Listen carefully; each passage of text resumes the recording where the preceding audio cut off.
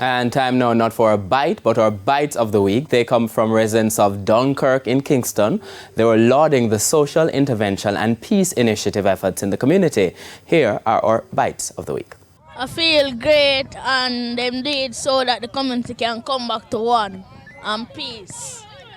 Every year when time them do it, the community can get better and better and better until peace and unity.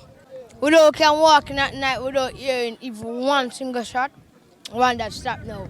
So what them keep on doing this over and over so the community can get better and better.